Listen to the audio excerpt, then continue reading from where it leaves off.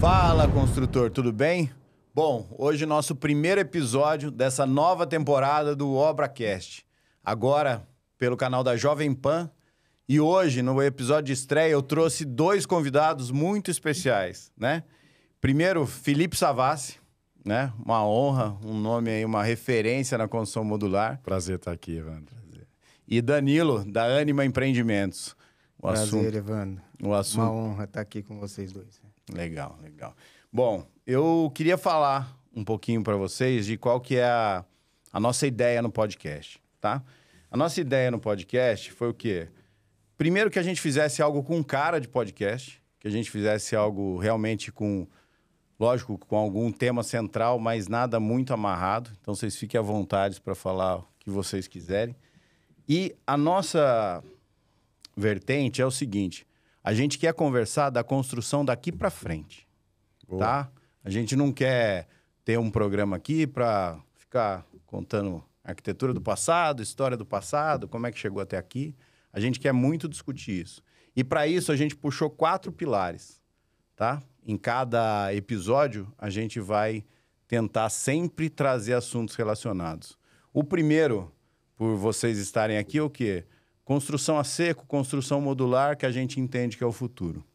O segundo, o que que é? Tecnologia. A gente vai conversar bastante aqui também sobre assuntos relacionados à tecnologia, metaverso, esse tipo de coisa, tá?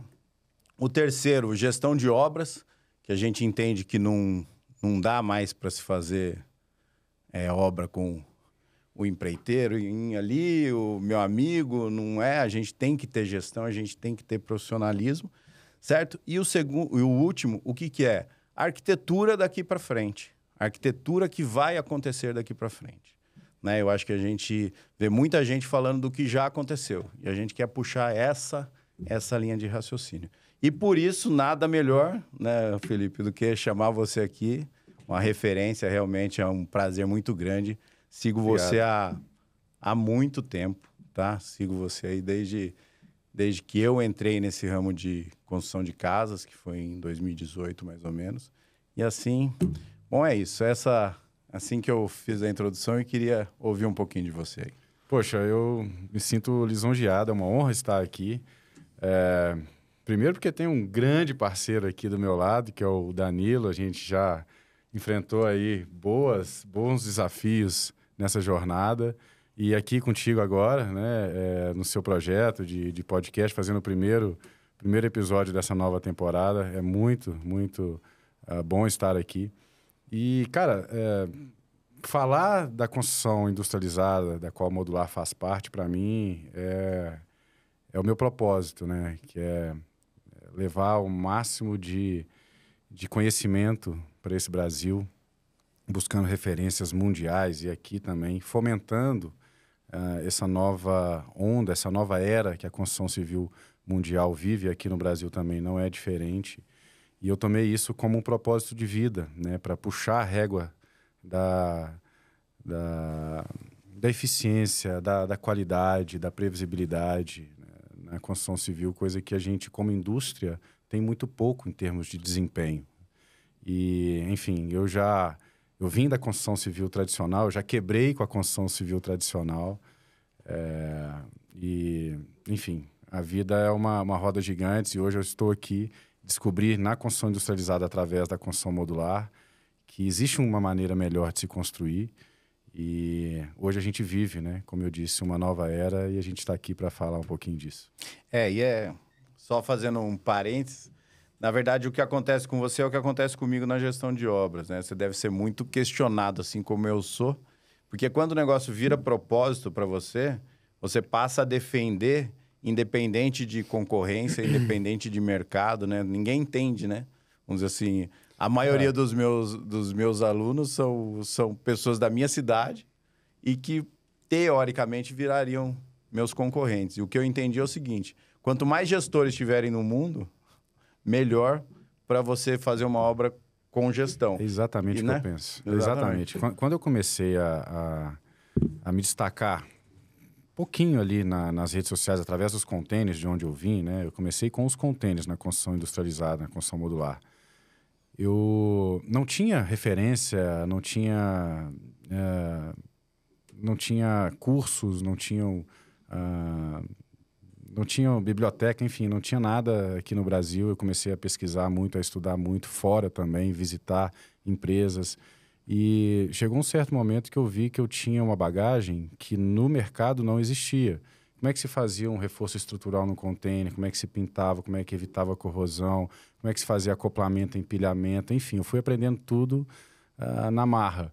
E aí eu pensei, falei, poxa, tem um mercado aí, tem uma oportunidade, porque o perrengue que eu passei para aprender, mais pessoas devem estar passando. E aí eu comecei a disseminar, a pulverizar esse conhecimento que eu vinha buscando e acumulando. E muitas pessoas, assim como você colocou agora, me perguntavam, né? Falaram, por que você está mostrando o que você sabe, divulgando, ensinando? Não é melhor você ter tudo para ti, né? E aí você está criando concorrentes? Eu falei, não. Muito pelo contrário. A construção modular, a construção industrializada, ela vem quebrar um preconceito cultural de centenas de anos. E quanto mais pessoas fizerem bons trabalhos, né? Tanto naquela época em containers, hoje com o modular, nas suas diversas tipologias, né, Danilo? Melhor vai ser para todo mundo. Sim. Melhor vai ser até para o meio ambiente, para o mundo onde a gente vive, para previsibilidade, para celeridade de obras, para qualidade, desempenho dessas obras. Então, é um ciclo virtuoso. E é inevitável, né, Fê? Assim, a gente está iniciando aí nesse mundo da construção modular e quando você começa a vivenciar essa questão, né, da construção modular, é quase que inevitável você não querer falar sobre isso, né? Ou não querer trazer mais gente para dentro, porque é muito diferente. Cara, não tem como você falar mais do que faziam antes. Enfim, eu acho que eu costumo fazer uma analogia, né? Eu tô nessa agora. Eu falei que a construção modular é que nem você iniciar um processo terapêutico, né? Quando você está conversando com alguém. Primeiro você vai lá, aí o terapeuta te fala um monte de verdades, né? Fala um monte de coisa. Você, não é possível, não é isso, tal. E depois, com o tempo, você começa a aceitar e, por fim, você fala, caraca, mudou minha vida. É mais ou menos essa visão, assim, que eu tenho em relação à construção modular hoje, né? Então, aproveitando até minha fala, prazer imenso estar com vocês dois aqui. Eu vi o Evandro iniciando aí na comunicação, como comunicador, e o Fê é o nosso mentor também da Ânima, mentor aqui de tudo que a gente sabe de construção modular, com certeza vem dele aí. Prazer imenso estar aqui. Sem palavras, muito obrigado, irmão. E é a consistência, a persistência, né, Danilo? Até antes da gente falar aqui, eu até me segurei para não dar spoiler, porque eu queria falar isso no programa.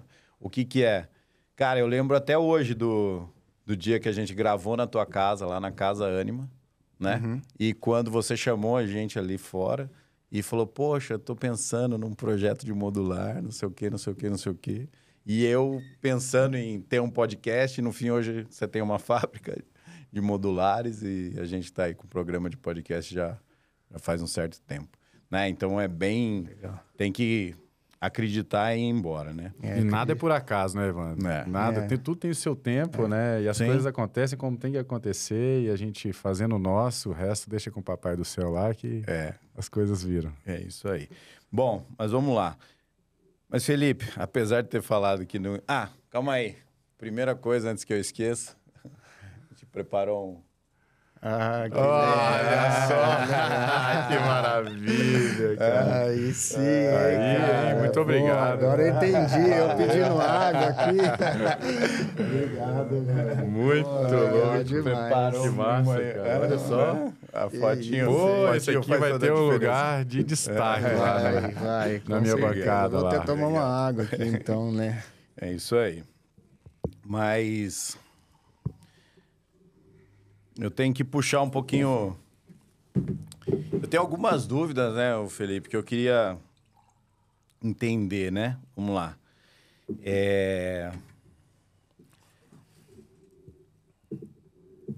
Eu até que tenho a minha versão, mas queria escutar de você. O conceito, o que é construção modular? Se eu perguntar isso aí lá no chat GPT, o que vai vir? A construção modular ela é um sistema de construção que é feito primeiramente off-site, ou seja, fora do canteiro. Tá. Então, você pode fazer o edifício todo, a edificação toda, ou parte dela off-site e aí montá-la no canteiro de obras. Então, Entendi. desde que você a faça fora do canteiro de obras, off-site, ela é uma construção modular.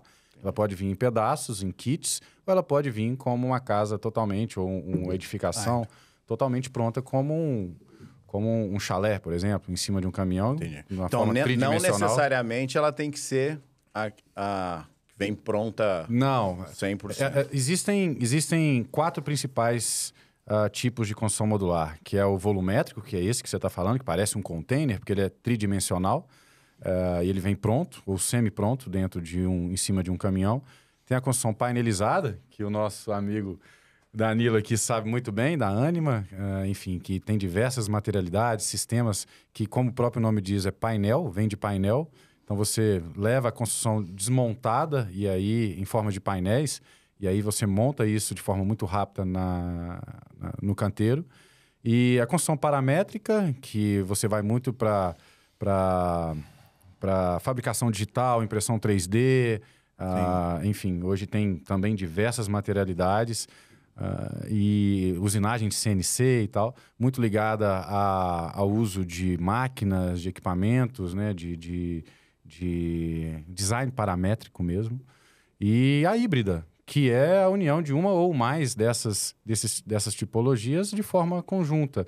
Só que a híbrida também inclui a alvenaria ou o concreto armado, porque você caracteriza uma obra por ser híbrida se você junta 2 ou mais sistemas construtivos. E aí, nesse caso, uma característica do híbrido é, inclusive, com o uso da alvenaria. Não é? A gente costuma brincar, que as pessoas acham, Evandro, que para você fazer algo, construção modular, arquitetura modular, ou você faz a obra inteira modular ou Entendi. zero. Né? E não é assim. Existe uma transição que você pode fazer. Por exemplo, muitas obras hoje em dia, obras de concreto armado, utilizam banheiros tipo pod, Sim.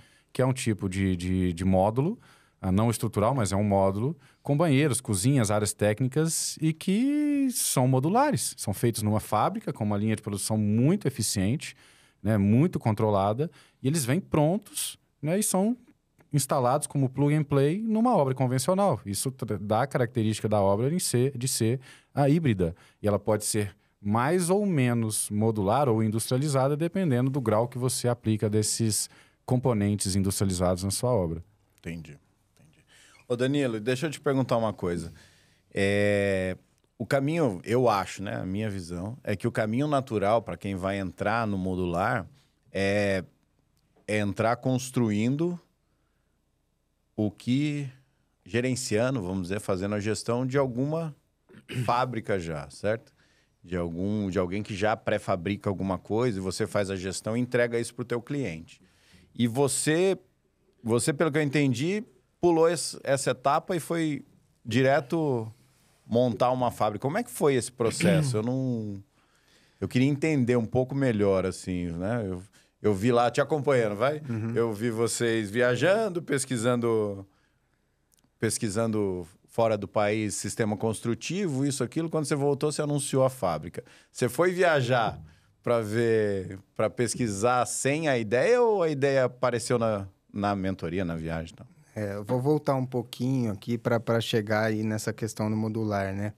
A Anima, ela é sustentável, né? Uma empresa que pensa em sustentabilidade antes de ser uma empresa modular. Então, a gente fazia já obras com essa pegada de sustentabilidade, mas num método também não convencional, mas não ainda modular. E aí, né, estudando e vivendo e tendo esse mindset de sustentabilidade, eu entendi que o modular era onde eu conseguia chegar mais perto do que eu acredito, do que a Anima acredita em relação à sustentabilidade. Não só de materiais sustentáveis, mas também de pensamento, de estratégias que você pode implementar numa obra ou dentro de uma empresa, voltada ou pensando sustentabilidade, maior qualidade de vida, maior saúde às pessoas. Eu acredito que ter uma vida mais saudável também passa pela sustentabilidade. E foi a partir daí que, né, depois da primeira obra que a gente fez, que a gente começou a perceber, pô, eu poderia fazer isso mais rápido, eu poderia ter um ambiente mais controlado e tal, e começamos a estudar sobre construção modular, até que a gente chegou no Felipe, chegou no Walker, num pessoal que estava fazendo essa missão para ir para a Suécia e fomos para a Suécia. Mas eu acho que na Suécia a gente viu mais sobre madeira engenheirada e sustentabilidade até do que em construção modular. Vimos construção modular também, mas teve esse misto de coisa. Mas lá, cara, a gente conheceu o Felipe, né? Que é o mestre, né? E aí, acho que não só ele, mas as pessoas que a gente conheceu lá nos encorajou a partir realmente e começar a implementar essa questão. E aí, a gente voltou com sangue no olho para montar tudo isso, né? E aí, fizemos uma mentoria com o Felipe sobre a construção modular. E aí, a partir daí, conseguimos um investimento que a gente tinha já por essa venda dessa primeira casa e em 3 meses a gente tava com a fábrica montada, né? Porque assim, eu achei o processo muito rápido. Eu falei assim, pô, eu acho que ele já foi para lá com a ideia de ele já tava com a fábrica em andamento, vamos dizer assim. Já tava com ela na cachola. Com ela na cachola e ia voltar. E foi lá para pesquisar como é que seria a fábrica. Então, na verdade, não. A ideia firmou mesmo quando conheceu o Felipe. Firmou mesmo quando conheceu o Felipe. A gente não tinha ainda nem muito o que a gente ia desenvolver na fábrica, né? Como que a fábrica ia ser. Se a gente ia fazer um modular 3D ou se ia fazer um modular painelizado e tudo isso a princípio a gente ia fazer wood frame, já mudou para painel SIP, né, Fê? E a gente foi em conjunto ali criando tudo isso, né? E com muita coragem também, enfim. Até porque, se você me permite, antes de você comentar, o Evandro, muita gente acha que ter uma fábrica modular é um investimento milionário. Né? E você pode sim ter uma fábrica com investimento milionário, mas existem outras modalidades que são mais montadoras do que propriamente fábricas, que o investimento ele é muito menor. Você pode, por exemplo, montar uma supply chain que te atenda, que vai ter o fornecimento de todos os componentes que você vai utilizar no seu sistema construtivo, e você não precisa ter nada fabricado ali. Você pode ter simplesmente uma montadora. Né? E a Ânima, ela foi... Beneficia, vamos falar assim. Exatamente. E aí a Ânima, ela foi um pouquinho mais à frente, além... E ela hoje não só tem a montadora, como ela também fabrica o seu próprio painel SIP, o que já é um grande avanço. É porque o SIP hoje é um dos sistemas que mais cresce no Brasil em termos de construção industrializada. Bom, eu tenho uma noção do que é o SIP, mas eu estou imaginando que se eu não sei, imagina um ouvinte. Exatamente. A sopa de letrinhas, né? Me explica, assim, passo a passo, o que é o painel. O painel SIP é um núcleo de EPS de alta densidade. E o nosso, em específico, ele tem placas cimentícias nas duas vertentes, né? Existe também o painel SIP, me corrija aí até, Fê, com OSB também, isso, né? Eu acho que são só os dois, ou tem várias... Tem também com estrutura metálica, enfim, tem algumas... Ou seja, é um painel cimentício, com isopor no meio. O isopor de alta densidade. De alta densidade, exato. Como é que fala? O SIP, o SIP, né? A tradução disso é Structural Insulated Panel, ou seja, o painel isolado, isopainel estruturado. Entendi. Então, hoje você tem no mercado, além desses que o Danilo falou, com esse sanduíche de OSB com EPS de alta densidade OSB, você tem também o que ele faz, que é um dos que eu acho que são um dos mais eficientes, que é com placa cimentícia. Mas também existem outros painéis isotérmicos que, como o Danilo falou, tem outras camadas que também têm a característica de ser um SIP, apesar de serem chamados de isopainéis ou painéis isotérmicos. Mas entendi, o conceito é mais ou menos o mesmo. Só que o SIP em si, eles são painéis estruturados, né? Então, dependendo do número de pavimentos, você nem precisa de estruturas... Auxiliares não, principais, vamos dizer assim. Na verdade, então, o painel, ele é autoportante, é isso? Resumindo, é isso? Sim, exatamente. Ah, tá. Exatamente. Ele não é só de vedação, vamos Não, chamar assim. exatamente. Ah? Isso. Que E é aí- igual a alvenaria...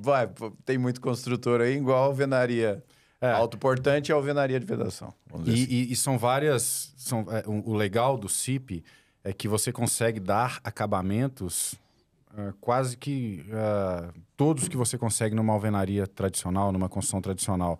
Então, e muitas vezes você consegue, inclusive, eliminar trabalho do canteiro de obras, que você coloca um CIP, né? São painéis, como se você pegasse várias... Como é que eu posso fazer uma analogia bem interessante aqui? Vários iPhones ou vários telefones, smartphones, coloca um do lado do outro, você vai fechando a sua casinha, aquilo ali é uma estrutura painelizada. Entendi. E você faz o acabamento que você quiser. Você pode trabalhar com acabamento a seco, assumindo as juntas, né, o que é o nosso preferido. Ou você pode trabalhar com o gesso acartonado, fazendo o tratamento da junta, o amassamento e pintura, para dar um aspecto bem de uma construção tradicional, convencional, e muitas vezes você nem consegue diferir se trata-se de uma construção tradicional ou de uma construção industrializada. E isso também, através do CIP, você consegue uma flexibilidade em termos de design que você faz qualquer coisa que uma alvenaria faça. Entendi. Então, você consegue muita flexibilidade e das grandes vantagens do CIP é a questão do transporte, da logística. Que você leva a casa ou a edificação, seja ela qual for a função, totalmente desmontada como um kit. Entendi. E aí o grau de desperdício é mínimo, né? Porque com a pré-montagem que você faz na sua montadora, na sua fábrica, você já sai com os painéis todos codificados, já com faseamento de montagem, né? Com caderno de montagem e tudo mais. Entendi. Então, é muito interessante. E como é que, vamos imaginar, como é que começa? Eu tenho um projeto lá e esse projeto ele pode ser feito em alvenaria convencional ou eu mando para você e você adequa ou tem que ser algo que já nasce pro painel ou não? Como é que funciona esse tipo de... É interessante que assim como todo projeto, né, que ele nasça pensando qual vai ser o seu método construtivo, né? Tá. Porém, isso não é uma regra. A gente consegue tranquilamente pegar um projeto que foi desenvolvido para a alvenaria, para o convencional, e orçar ele dentro do nosso sistema. A gente pega aquele projeto, faz uma compatibilização ali, né, arrumando algumas medidas. Obviamente, se ele é pensado para ser feito no painel, você consegue minimizar custos. Entendi. Se ele não é pensado, talvez a gente tenha percas que aí o custo vai se elevando. Então, Entendi.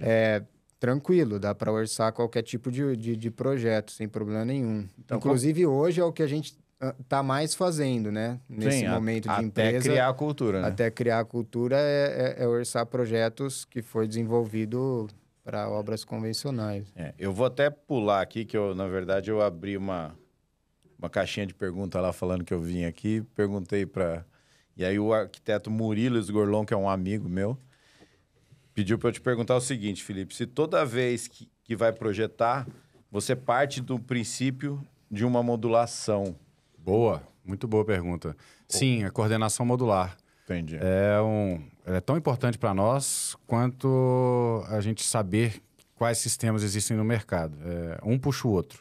Tá. De acordo com o briefing que a gente faz com o cliente, a gente vai levantar todos os recursos que o cliente tem para fazer a obra. E recursos não só financeiros, recursos de tempo, recursos, o próprio acesso ao terreno, a distância que ele está das fábricas ou das montadoras disponíveis para atendê-lo. Então, a gente pega todas as informações nesse briefing e dali a gente já direciona qual é o sistema ou os sistemas que tem maior fit para aquele projeto especificamente. De acordo com esse melhor fit ou maior fit, a gente já começa a se debruçar no projeto, traduzindo o briefing em uma planta ali, em um projeto específico, propriamente dito, de acordo com essa coordenação modular que determinado sistema trabalha. Se eu for trabalhar com um sistema que tem um fit, com um projeto que tem um fit para ser feito com o sistema painelizado, geralmente eu vou trabalhar com uma coordenação modular de 1,20 m ou múltiplos de 1,20 m, porque os painéis têm 1,20 m de largura. Entendi. Se eu vou trabalhar com um projeto que tem o fit para ser volumétrico, geralmente eu vou trabalhar com múltiplos de 3. 3x6, 3x9, 3x12, porque é o que cabe num caminhão. Pode ter variação disso. Tem empresas que têm 3,20 por 6,40. Depende muito do sistema que você... da empresa, do sistema que a empresa que você tem ali com o melhor match. Aquele formato antigo, joga o recuo e vê... Não, isso é levado em consideração. Sim, mas não pode ser só isso, né? Não é. A gente hoje trabalha... Hoje não, né? Mas eu cresci como arquiteto já, desde que eu me entendo por arquiteto, até antes da faculdade finalizar, eu aprendi a trabalhar com o BIM, no ArchiCAD. E, enfim, isso é uma das ferramentas primordiais para se trabalhar um bom projeto modular, porque a gente faz um projeto de fabricação. Então, não é só uma modelagem, é uma modelagem com o edifício totalmente resolvido digitalmente. Então, a gente tem ali os projetos complementares, estruturais, enfim, tem tudo ali resolvido digitalmente. E aí, você trabalha com o projeto muito mais resolvido antes da obra começar, até porque é uma fábrica, é uma linha de montagem, e você não tem condição de ficar mudando o projeto até a obra ser finalizada, né? Como a gente vê, de uma certa forma, comum acontecer isso muito, né? Na construção convencional. E é isso. Sim, só fazendo um resumo, cada projeto depende... E aí, em função, entendi, essa do fit aí realmente é interessante, porque eu nunca imaginei, assim, eu sempre achei que, né, a gente tá acostumado, como você falou, tal produto é 3x3, tal produto e assim você vai. Vamos supor que uma casa como essa aqui, que está aqui na nossa frente, um modelo de uma casa linda, eu poderia fazer ela de forma tridimensional? Poderia. Só que é a melhor solução para ela? Depende. Tem que avaliar qual a distância que ela está da fábrica, porque a logística de um 3D, de um volumétrico, é muito mais cara do que um de painelizado. Obviamente, porque você leva uma carga desmontada, você otimiza muito sua logística. O acesso que você vai ter que ter para os caminhões chegarem de um caminhão que carrega um volume 3D, por exemplo, é uma carreta. Muitas das vezes o terreno não tem essa acessibilidade. Aclive, declive, curvas acentuadas, pórticos, enfim, qualquer tipo de obstáculo, uma árvore. Então, tudo tem que ser avaliado. Qual é o recurso que o cliente tem para investir? A gente sempre trabalha com um recurso definido pelo cliente, né? Porque, obviamente, ele tem que ser viável. Mas é um recurso fixo, ele não altera, não há aditivos, é um preço fixo como se compra um carro. Então, a gente tem que avaliar todos os recursos. E esses recursos, juntos, eles vão definir qual vai ser o sistema a ser utilizado. Entendi. E assim, a pergunta, né? Como é que é o processo como um todo, né? Vamos dizer assim. Então, existe o arquiteto, que vai projetar. Existe a fábrica, que vai fornecer. Só que entre essas duas relações aqui... Como é que a gente chega nisso pronto? Existe o gestor de obra? Como é que funciona esse dia a dia, né? Eu converso muito aí na minha audiência com gestores de obra. Então, existe um mercado para o gestor de obras tocar obras modulares? Como é que é o seu entendimento nisso? Muito boa pergunta também. Eu, por muitos anos, por muitos projetos, no começo da minha carreira, eu fazia um projeto totalmente modular, seja em containers, e depois foi pivotado, né, para o modular em si. E eu tinha muitos projetos que não eram viabilizados. Eles não saíam do papel. Por quê? Porque faltava a figura desse cara de integrar o projeto às fábricas e fazer a coisa acontecer. Então, a gente sentia o cliente órfão com o projeto modular na mão se ele não tinha o caminho das pedras para saber qual empresa tinha o melhor fit, qual empresa é séria, qual empresa não é, qual empresa já tem um know-how para fazer determinado sistema que foi demandado no projeto e qual materialidade é melhor, enfim, qual custo-benefício você consegue de acordo com as empresas que a região tem para serem atendidas. E aí hoje a gente tem claramente a necessidade da figura do integrador de projeto, que é o gestor. Entendi. Você é um arquiteto, você faz um projeto modular, por melhor que ele seja, melhor detalhado, design, com todo resolvido. Se você não tiver, se você entregar esse projeto na mão do seu cliente, e falar, vá ao mercado e busque a empresa, esse projeto não vai sair. Sim. Então, você precisa de fazer o approach ao mercado ou de ter alguém que faça esse approach ao mercado para que o cliente se sinta seguro e tenha o melhor custo-benefício. É que eu fico imaginando, né? Infraestrutura, desde ligação de água e luz, né? Eu vejo que o modular ele tem uma vertente muito grande para cabanas e obras, vamos dizer assim, com infraestrutura, com declividade, com infraestrutura... mais off-grid, né? Exatamente. Aí você tem que fazer essa preparação do terreno, você tem, né? Ou seja... O gestor, ele pode ter que... Ele não vai ter que... Como é que se diz? Que analisar, que acompanhar a alvenaria, mas ele vai ter outro serviço, né? Lógico que... Você está falando muito do gestor ali da obra civil, né? Da parte civil? Não, ou da obra como um todo? Porque da obra como um todo. Sim, Na verdade, o que eu explico, né, para as pessoas é o seguinte. A minha empresa hoje de gestão, o que a gente mais gosta é de ajudar o cliente até escolher o terreno.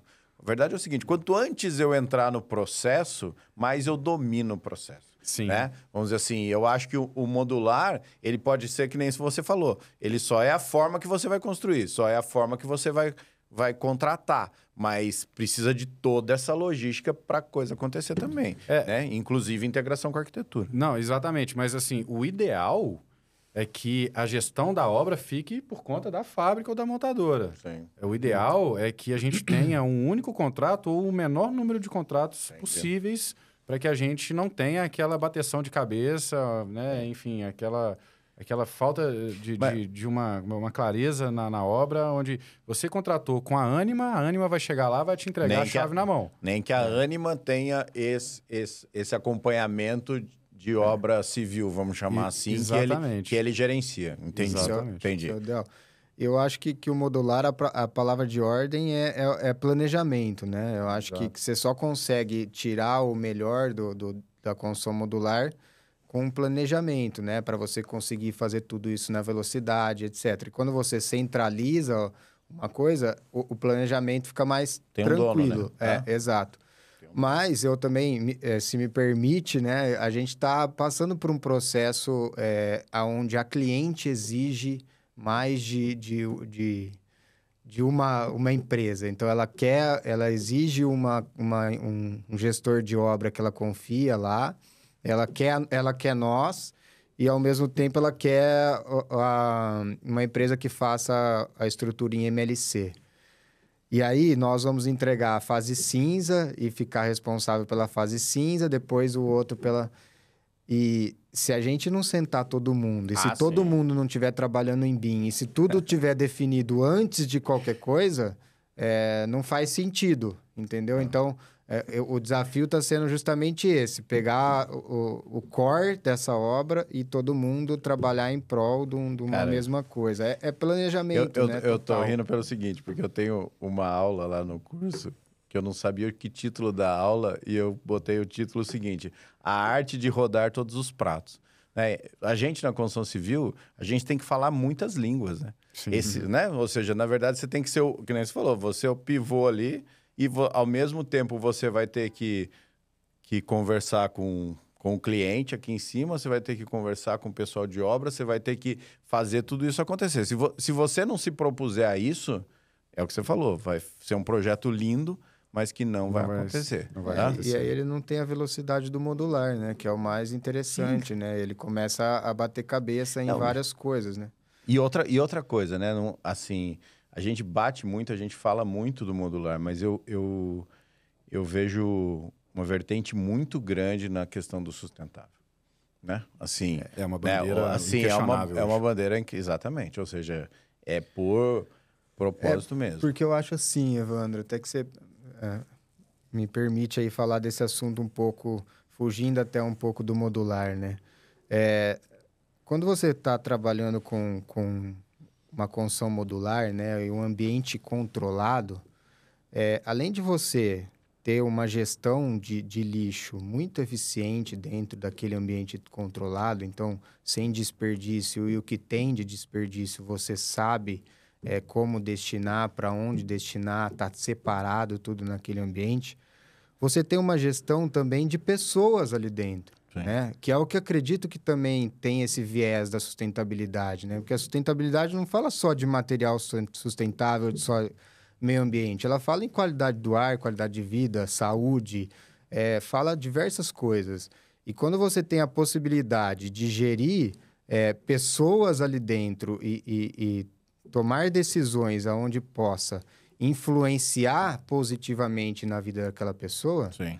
aí a gente está falando realmente de um sistema que conecta o viés da sustentabilidade de forma muito interessante. Então, é para esse caminho e eu enxerguei que Danilo, é um dos meus grandes propósitos, né? Falar da construção modular, mas também saber que antes do modular a gente precisa ser sustentável e o modular é a cereja do bolo dentro desse processo todo, né? Hoje a gente vê hoje se fala muito, né, sobre desenvolvimento sustentável e tal, mas com as ODS e tal, mas não tem ninguém falando ou incentivando métodos construtivos que possam melhorar todo esse processo, né? Trazer mudanças realmente para a construção civil de forma mais contundente, assim, em relação à sustentabilidade. E vamos lá, você começou com o modular quando, Felipe? Que ano, mais ou menos? Foi em 2016. 2016. Exato. Em 2016, você julga que a gente estava em que nota, em que fase, em que estágio? E e a outra pergunta é qual que a gente está hoje, né? Vamos só para você. Hoje, a gente cresceu muito de 2016 para cá. Eu comecei através dos containers marítimos. Tá. E aquela época, a gente tinha muito poucos projetos sendo executados. Tinham poucas empresas ainda, fazendo um estilo de arquitetura muito conceitual, original que os containers têm. Mas eu acho que uma guinada muito grande que a construção industrializada teve, puxada por N sistemas, mas com o modular mesmo, propriamente dita, foi a partir de 2018, 2019, onde o container, ele não que ficou para trás, mas a evolução da construção em container veio com as construções modulares. E aí, então, a gente viu cases e mais cases no mundo, né, de construções muito rápidas, construções verticais, horizontais, feitas em tempos recordes. E isso começou a aguçar muitas empresas, empreendedores, investidores aqui no Brasil. E aí, com a pandemia, foi quando a chavinha virou, que aí vieram os hospitais, né, e vieram aí os grandes cases que a gente tem hoje na construção modular, puxadas pela Brasil ao Cubo, Quick House e outras tantas, mostrando realmente do que se trata uma construção tão eficiente quanto a modular. Obras feitas em prazos absurdamente rápidos, né, como salvando vidas, hospitais, restaurantes, hotéis, enfim, casas. E aí, hoje... São José dos Campos tem um hospital da Brasil ao Cubo. Né? Grande, Sim. Bem grande. Foi feito na pandemia mesmo. Foi. Ali na pandemia, eu acho que aquela urgência que as pessoas viram, que elas hoje estavam aqui, amanhã elas não sabem se estarão. Hoje todo mundo ainda pensa dessa forma, mas com a pandemia foi um absurdo aquilo ali, né? Pessoas morrendo, nossa família e tudo mais. Então as pessoas, naquela ânsia de viver com qualidade de vida e ainda com recursos muito mais limitados, né? Tava tudo parado. As pessoas começaram a dar valor em sistemas mais eficientes, mais rápidos principalmente, mais previsíveis. E aí o modular, ele realmente entrou para o market share aí da construção. Mas ainda assim, somos muito, muito pequenos em sentido de market share. Nem a ponta do iceberg saiu ainda para fora desse cenário. Existe um percentual calculado? Em torno de 1%. Em torno de 1%. Então, assim, eu vejo isso como um grande oceano azul de oportunidades. Porque, assim, se a construção modular, se a construção civil vai se tornar industrializada e modular, isso não tem dúvida. Agora, Quando isso vai acontecer, para ela tomar o mercado e se tornar aí a maioria do mercado, isso é uma questão de tempo, né? Tem países como a própria Suécia, que ela já não é só... Ela não só é a maior, tem a maioria do mercado, ela tem lá mais de 90% das novas casas são feitas de forma modular e em madeira.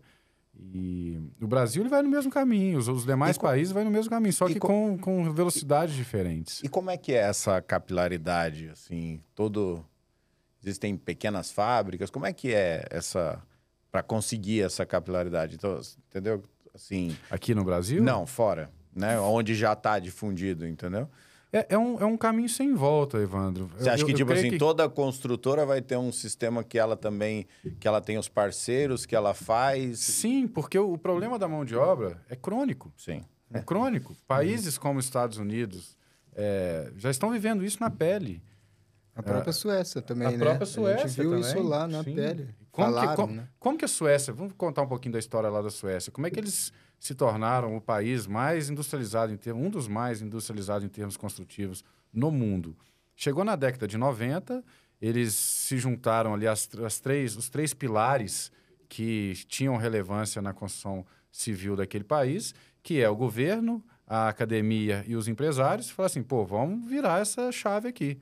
E aí, os empresários apostaram na academia para difundir sistemas construtivos e o governo incentivou. Então, quando esse núcleo foi formado, a coisa foi fomentada e muito. Tanto é que hoje, 20 e poucos anos depois, eles têm lá mais de 90% das novas casas, das novas edificações sendo feitas de madeira engenheirada. E aí, engana-se quem acha que a madeira engenheirada está destruindo as florestas lá deles. Não. Em 1990, eles tinham lá mil hectares de áreas plantadas. Hoje, eles têm o dobro. Então, assim, por quê? Porque eles fazem o manejo correto lá, sustentável, da matéria-prima deles. Passaram até a precisar da madeira. Passaram a precisar. Exatamente. Então, assim, é um manejo muito sustentável, né, essa questão, porque é muito previsível. E quando você junta esses três pilares, academia, empresários e o governo, você fica muito forte. Aqui no Brasil, um grande movimento que eu vejo no meu entendimento ser necessário é a união desses três pilares, para que a gente tenha melhores condições igualitárias, né, com relação ao que a construção civil tem em termos tributários, em termos de financiamento. A pergunta que eu anotei aqui é exatamente essa. E financiamento, existe algum tipo de dificuldade em conseguir financiamento para modular? Ele é entendido como um imóvel? Eu consigo ir lá financiar no banco? Consegue. Desde que você tenha as normativas, né, as homologações que os bancos e os órgãos de aprovação Mas já é uma grande evolução, né? Sim, com certeza. Isso não tem mais volta, né? Hoje, cara, de 2 anos para cá, o quanto já evoluiu e todos os dias sai uma nova DATEC, uma nova norma de desempenho, já colocando novos sistemas construtivos como os industrializados nessa pauta. Então, a questão não tem mais volta. O que a gente precisa realmente é que talvez o governo, juntamente com a academia e os empresários, se unam para a gente sanar problemas que são, acima de tudo, sociais. Que a construção, que nenhum sistema construtivo vai conseguir, de forma tão eficiente e rápida, acabar com, por exemplo, o problema do déficit habitacional, que hoje ultrapassa 5 milhões de moradias e que só cresce ano a ano. Nós nunca vamos conseguir acabar com esse déficit habitacional sem um sistema industrializado de construção, do qual o modular está no guarda-chuva, sem uma produção em massa. E assim, a vantagem do modular que eu vejo é o seguinte, por exemplo, você está lá com a sua indústria, certo? Ou seja, você vai ter lá a sua cartilha, seu treinamento, que você forma teu profissional e ele está apto a trabalhar. Você não depende do mercado, né? O grande problema da construção civil é isso, ou seja, a mão de obra não está se renovando. Não existe nenhum lugar que você vai lá e fala assim, vou fazer uma cartilha aqui para ser carpinteiro, né? Não existe, né? Então, então essa é a grande dificuldade, entendeu? Evandro, eu não contratei nenhum menino até hoje que tivesse qualquer relação com construção civil. todo o meu pessoal nunca teve nem contato com construção civil. E eles estão lá, montando e desenvolvendo e colocando painel para produzir, tubulação de hidráulica, de elétrica, estão fazendo lá, porque é muito simples quando você desenvolve ali o processo dentro de uma indústria. Processo. Né? É um processo, é tudo bem definido em relação a isso. Então, não precisa ter uma... O cara não precisa saber bater massa, enfim. Você dá um treinamento ali, obviamente que precisa de um treinamento inicial, mas depois vai embora. E você tá gostando, Danilo? Eu tô amando, cara. Eu tô apaixonado. É um caminho sem volta, cara. Não tem como voltar pro convencional. Quando eu olho uma obra convencional, que ela tá lá cheia de madeira, cheia de lixo né, da construção civil, aí você fala, cara, isso não faz mais sentido, né? Eu até peguei aqui o dado para trazer do quanto que a gente gera de lixo na construção civil. É um absurdo, é mais de 41% a 71% do lixo sólido gerado no Brasil vem da construção civil. Caramba. Então, para mim, não faz mais sentido nenhum quando é relacionado à sustentabilidade e também todo a eficiência, né, do sistema. Para mim, não faz mais sentido nenhum. Assim, Você trouxe muito bom esse dado, né? Enfim, tem outros dados também que são muito interessantes. É impressionante o quanto nós podemos melhorar o desempenho da construção civil trazendo para sistemas industrializados e modulares. E assim, o limite geográfico, né, que é o grande problema da construção civil, né? Eu vivo isso na pele, né? Que eu brinco assim, eu tenho uma empresa gestora, 90% das minhas obras não é que estão na mesma cidade, estão no mesmo bairro. Entendeu? E ali eu tenho toda a logística, eu tenho 10% fora. E esses 10% me dá trabalho, porque o cara que está trabalhando aqui, ele não quer trabalhar na outra região, ele já está acostumado com os fornecedores ali e tal. E o que eu vi você falando, a tua empresa está em Rio Claro. Né? Isso. E o orçamento que a gente estava conversando aqui antes de começar é em Goiás. Em Goiás. Você entendeu? Exatamente. Quando que você vai imaginar, né? Ou seja, a construção civil convencional, não dá nem para você não dá nem para você ir lá na obra orçar uma obra fora, né? Vamos dizer assim, e você não viabiliza a questão. Porque imagina você fazendo uma obra convencional de 500 metros quadrados, quanto tempo que ela ia demorar, né? Você ia ter que ficar pelo menos 1 ano e meio em Goiás. A gente não, além da gente ter essa vantagem de estar produzindo tudo lá, eu fico 120, 150 dias lá. Entendi. Nesse processo de montagem, né? De finalização. Então, acho que a partir daí também que a gente consegue essa... E como é... Vamos lá, vamos pegar esse exemplo de 500 metros, que nem você falou, Danilo. Você vai levar 120, 150 dias no processo, na construção. Quanto tempo você leva de projeto? Porque, assim, você gasta muito mais tempo, né? Que seria o certo, né? Vamos dizer assim, isso era o certo em qualquer construção. Era, né? Desde a época da faculdade, meu professor falava assim, ó... Os japoneses fazem a obra em 2 anos, né? De um prédio. Tá bom, só que eles levam 2 anos para projetar também, né? E a gente faz 1 ano de projeto e 3 de obra. Então, dá 4 anos do mesmo jeito, né? Vamos dizer assim, no seu caso lá, quanto tempo a gente fala de projeto, quanto tempo a gente fala de construção? Como é que é essa proporção? Assim, o projeto, quando ele quando é feito, né, desde o zero lá, ele tem mais ou menos o mesmo prazo aí em relação à arquitetura, né? Aí depois a gente tem um processo de detalhamento de projeto junto com engenharia e tal, que eu acho que que se prolonga um pouco mais, assim, porque no convencional terminou o projeto lá, tem um executivo, já começa e as coisas vão evoluindo, né? O arquiteto vai definindo o que vai fazer e o negócio vai acontecendo. A gente... não tem essa possibilidade, entendeu? Não é que o projeto leva mais para ser projetado, é que você precisa definir tudo. Eu preciso definir tudo.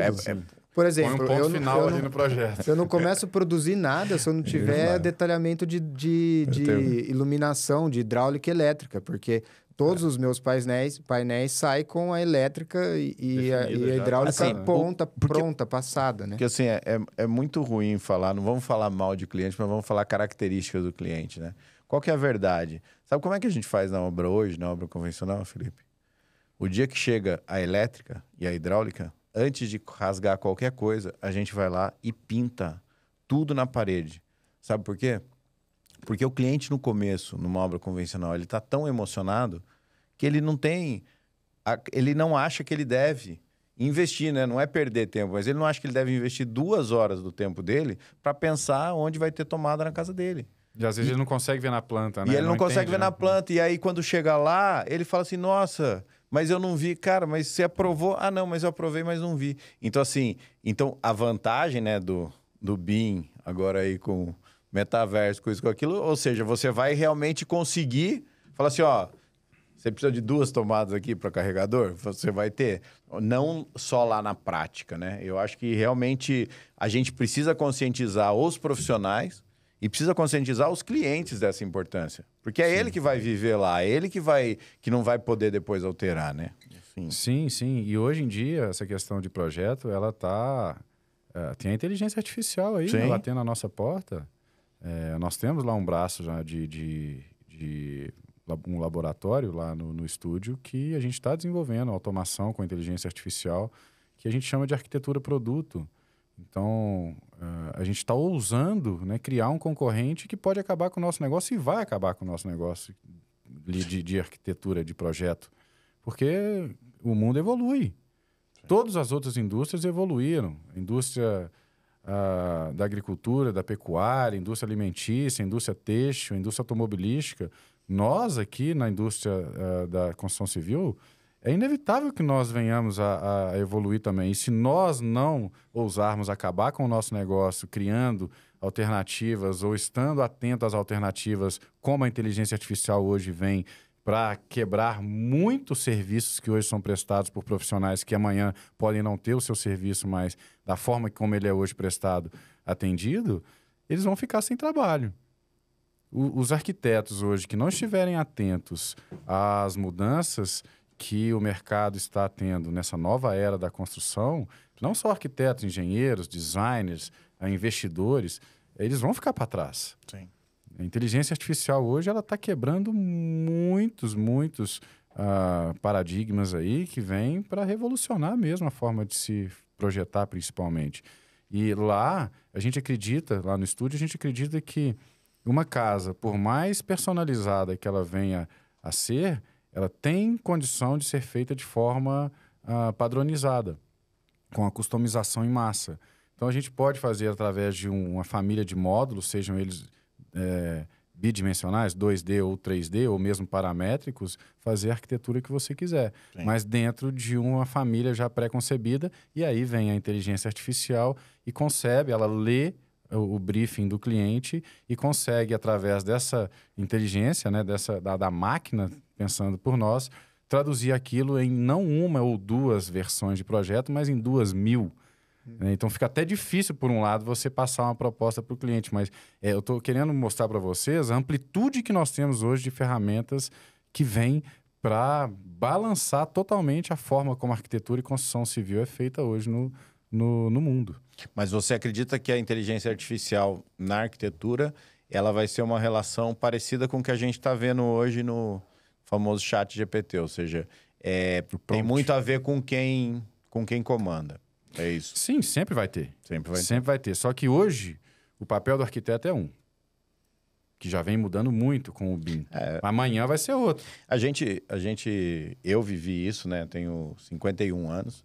Eu vivi o quê? O arquiteto que projetava em 2D e contratava o 3D, esse cara tá fora do mercado hoje. Sim. Esse cara, mas ele é do passado.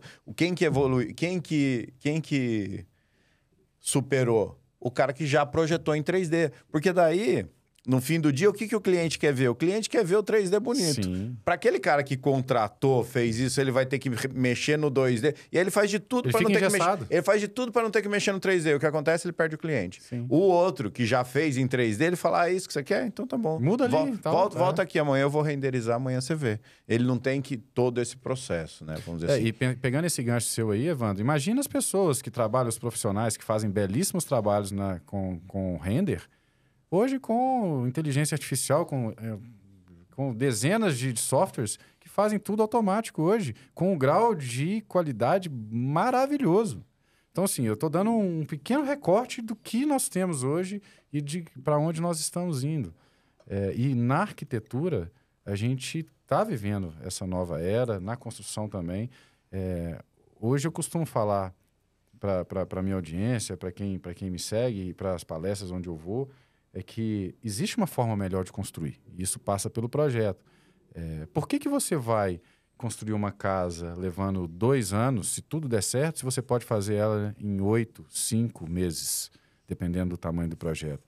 Por que você vai contratar uma obra por administração se você pode ter uma obra por preço fechado com alta previsibilidade, assim como se compra um carro? Por que você vai comprar uma casa hoje que ela desperdiça 1/3 de tudo que você compra, se você pode ter uma obra com um grau de desperdício próximo de 0?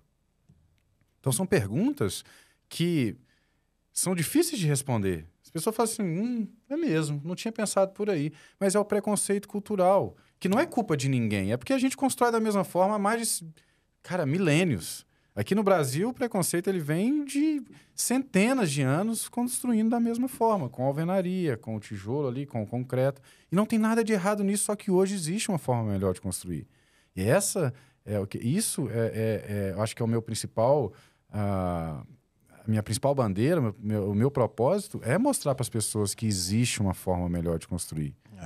E isso rodo o mundo, vou em feiras, né? A gente faz as missões para que a gente veja e possa trazer e traduzir isso para o nosso mercado brasileiro aqui, que está apenas começando e tem muita oportunidade. E é profissionalizar a construção civil, né? Quando eu comecei com essa história de defender a gestão de obras, eu chamei meu calculista lá, que faz bastante projetos. Falei, cara, faz um favor para mim, vai. Faz o levantamento aí, os projetos desse ano. Quantos % foram direto para o construtor, para o empreiteiro ou para o fornecedor, e quantos % passaram ou por uma construtora ou por um gestor de obras? Sabe quantos é? Só casa em condomínio, tá? 10% com gestor de obras ou consultora. Imagina.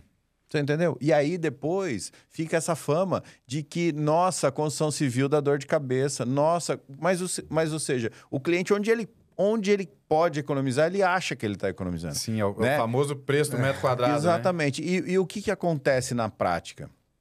Que você na construção modular, eu acho que você já pega um cliente que já está mais preparado para ouvir o preço real. Sim. Ou seja, a maior parte dos clientes que eu perco é porque eu falo o preço real. Ah, mas quanto vai custar? Eu falo, não, mas eu... né? Porque assim, às vezes a pessoa é... Sim, porque a planilha aceita qualquer coisa, Exatamente. Né? Você entendeu? Ou seja, daí, quem que ganha a obra? Ganha a obra quem omite, não vamos falar quem mente, que é muito, muito pesado. Mas quem omite, né? Fala assim, então tá bom. Não, mas esse aqui, tava sem calçadinha, tava sem beiral. Cara, não existe isso. A gente sabe quanto vai custar, né? Ou seja, é comum na arquitetura não bater área do projeto com área construída.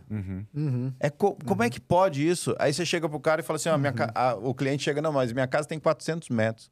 Aí você faz o levantamento, dá 480. Aí ele fala assim, mas a piscina conta? Eu falo, só conta se você for construir, né?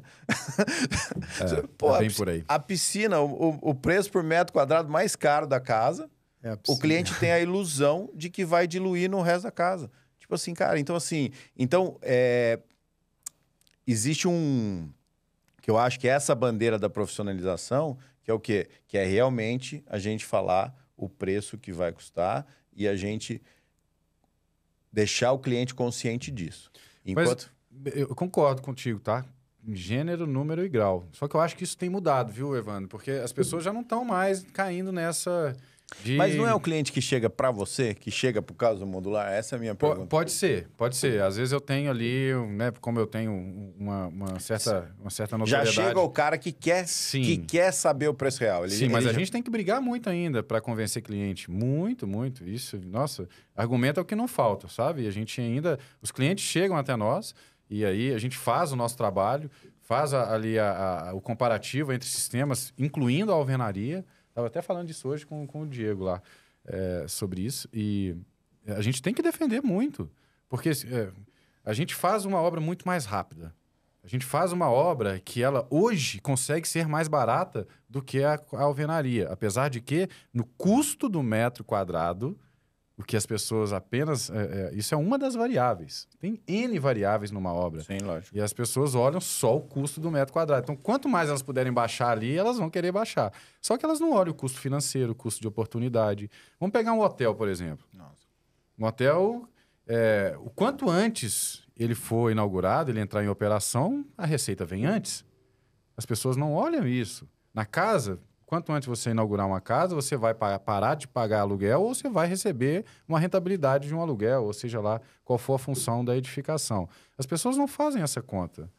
As pessoas não fazem a conta da exposição que ela vai ter de inflação, de uma guerra, de um estouro de combustíveis ou de alta de dólar, no seu impacto da sua planilhinha lá, que estava ficando mais barato do que o projeto num preço fechado com uma construção industrializada ou modular.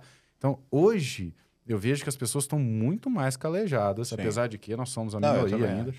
Mas, principalmente depois da pandemia, as pessoas hoje querem resultado e com qualidade. E isso, nesse quesito, a construção industrializada e modular, elas são imbatíveis. Sim. Mas é isso. Mas, ô Danilo, e o que você enxerga aí do futuro da construção? Qual que é a sua visão, né? Como é que... Porque, assim... Você abandonou a construção convencional. Hoje é só modular. É só modular, abandonei. Cara, eu acho assim, eu enxergo que é uma questão realmente um caminho... Já falei isso aqui, né? Vou repetir, mas um caminho sem volta a partir do momento que as pessoas começarem a realmente entender quais são as vantagens. Eu não acho que a gente vá parar de ter a obra convencional. Mas eu acho que a gente vai crescer muito em outras vertentes e outro sistema construtivo.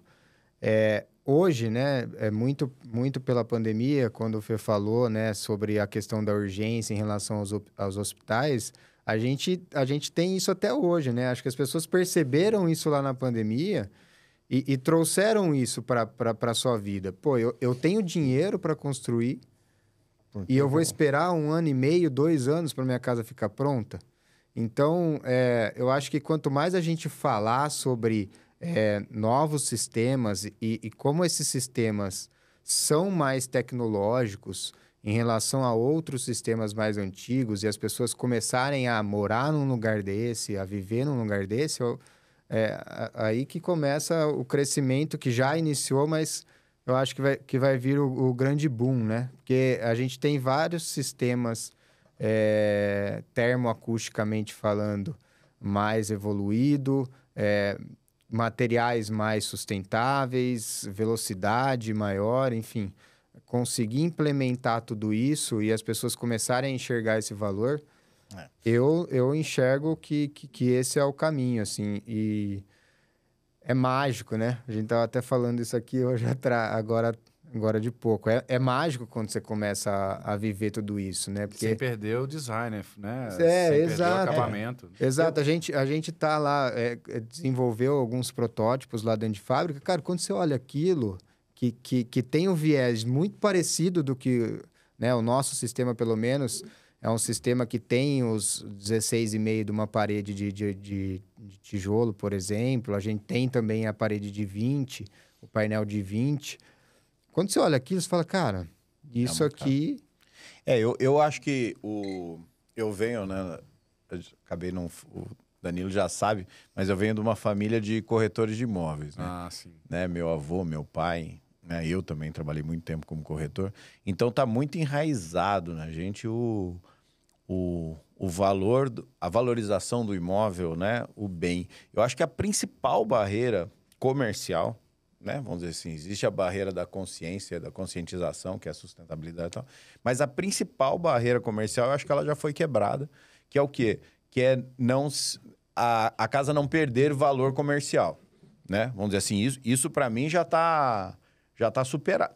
Pelo menos isso eu vejo na minha região, ou seja, já está superado. Se é de steel frame, se é de alvenaria, se é modular, se a arquitetura agrada, se o local é bom, se dá tudo certo, entendeu? Então, assim, eu acho muito importante essa questão. Para você lá, ainda é um questionamento isso ou não, quando as pessoas pensam no modular, em relação ao se depois a casa vai ter valorização ou não? Não, a gente nunca atendeu tanta incorporadora como mesmo? hoje. As incorporadoras hoje descobriram o modular, a construção industrializada, como uma forma de retornar o seu dinheiro mais rápido. Esses sabem fazer a conta de valor presente. Sim, né? claro. O dinheiro na mesa, né? Enfim, se você pode fazer uma obra em 1/3 do tempo, por que você vai demorar ali né, como eu disse anteriormente, ficar exposto a tantas variáveis? Incorporadoras de casas ou de... De casas. De casas. Casas. Enfim, a gente hoje, os incorporadores viram que eles podem não só vender o lote, mas eles podem inclusive já vender a casa pronta num curtíssimo prazo de tempo e fazer o seu ganho ser escalado, né? Enfim, ampliar margens. Mas só mais algumas perguntas aqui que eu queria entender. Por exemplo, dentro do modular, quanto você acha que hoje representa as obras comerciais, as de saúde e as residenciais? O residencial, eu deveria ter esse número, eu não tenho. Mas mais ou menos, assim, o residencial tem crescido. O residencial eu acho que é o que está mais para trás. Tá. Por quê? Porque as pessoas, quando pensam em fazer a sua própria casa, elas têm mais preconceito ainda. Elas falam, não, tem que fazer de tijolo, tem que fazer de concreto e tudo mais. Enfim, as pessoas, quando falam da sua própria casa, elas ainda têm um receio maior. Acredito eu que o que puxa os números do modular sejam os comerciais. Tá. O movimento vai vir daí, eu acho, né? O comercial, porque é o cara que realmente vê o valor presente. Né? Loteadores, incorporadores... eles olham realmente com muito bons olhos isso. Hoje. Realmente o loteador é um... Que assim, antes os loteadores, né? Eles apresentavam projetos, né? Assim, tentando ao máximo já fazer com que você sonhasse com a casa. Se ele puder oferecer a casa junto, ele aumenta o VGV em muito, né? E Evandro, essas incorporadoras são incorporadoras de altíssimo padrão. E elas hoje viram que se você apresenta a casa pronta, o cliente ele já não tem mais aquele preconceito de escolher na hora ali, na planta, se quer fazer de alvenaria ou de um sistema industrializado modular. Quando ele entra na casa, ele bate na parede, o toque-toque lá, que já não tem mais a casa com toda aquela elegância, design, acabamento que qualquer outra casa convencional consegue ter, o modular também tem. Ele vai falar assim, pô, aonde que eu assino? Sim. O preço fechado, ali, a casa com alto padrão de acabamento, feito em 1/3 do tempo, é uma relação ganha-ganha. Sim. A gente comercializou a Casa Ânio pronta. Eu nunca tive um argumento sobre o sistema construtivo. Nenhum, zero. Nunca ninguém questionou aquele sistema construtivo. A gente falou isso no primeiro bate-papo, né? As pessoas questionam se a casa está adequada ao programa de necessidade que ele tem, ao que ele precisa. Se ela tem 3 quartos, suíte, enfim, o que ele precisa ali, o que ele almeja em relação a uma casa. Mas quanto ao sistema construtivo, isso só vem antes. Depois que vê pronta, ela é... E o jeito que você fez, né, Danilo? Ou seja, tem um intangível ali, né? A hora que você entra, tudo com uma decoração... assim, de altíssimo padrão, né? Vamos dizer assim, realmente, que quando eu visitei lá já estava pronta, né? Então, assim, então realmente o cara, ele não tem como argumentar, e sem contar que o visual, ele é muito... O preconceito, ele é muito maior, né? Quando você chega num formato que, apesar dele ser um processo modular, ele não transparece isso, ele não... Sim, as pessoas têm medo de estar lá um monte de container empilhado um em cima do outro, uma casa toda quadrada, sem design. Hoje não tem isso. Muito pelo contrário. E só complementando a sua pergunta, Evandro, o porquê do setor comercial tá puxando a fila aí do modular, muito porque a principal vantagem do modular é a rapidez. Sim. E quanto mais rápido um negócio entra em operação, né, você já começa a ter lucro. É dinheiro no bolso. Então é ROI, Return on Investment, né? Na veia, a gente costuma falar, payback. Tá. E disso, o modular é imbatível também. Sim. Bom, mas a última aqui do... Qual dos projetos, né? Qual dos processos modulares hoje você acredita que é o mais difundido no Brasil? No Brasil, olha, o difundido, se você perguntar isso para as pessoas, num modo geral, incluindo leigas, elas vão achar que é o 3D, o volumétrico. Mas eu acredito que hoje já temos o painelizado. Eu não tenho esse número oficial, mas acredito que o painelizado, ele tá na frente. Tá. O painelizado, ele tem muita versatilidade, flexibilidade. É um sistema que ele atende... Você pode, inclusive, com o sistema painelizado, fazer o volumétrico. Então, você consegue uma amplitude em termos de funções e de me ajuda aí, funções de liberdade arquitetônica, de acabamentos, que com o volumétrico você pode ter, mas ele pode custar mais por isso. Bom, vocês querem... Tem alguma dúvida em relação à gestão de obra? O momento é agora. Mas, brincadeiras à parte. Bom, obrigado. Tá, eu acho que foi muito bacana aí realmente receber vocês. Volto a reiterar que eu acho muito louvável o que você faz, sabe? De realmente obrigado.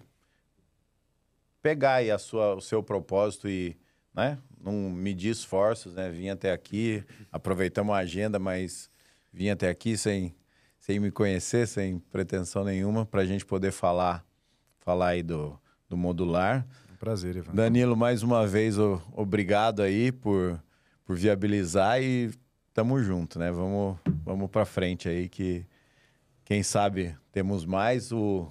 Um dos pilares aqui é construção a seco, modular, alguma coisa de indústria da construção civil, porque assim, eu sempre falei que a construção civil, para ela se industrializar, é parecido com o que você falou, ou seja, a gente vai ter que continuar, né? É meio que, ao meu ver, é meio que trocar o pneu do carro com o carro andando, né? Não adianta como assim, você parar isso para virar outra coisa, né? Mas ela tem que ir evoluindo, né? Ela tem que ir enxergando os novos profissionais, enxergando as novas situações e continuando.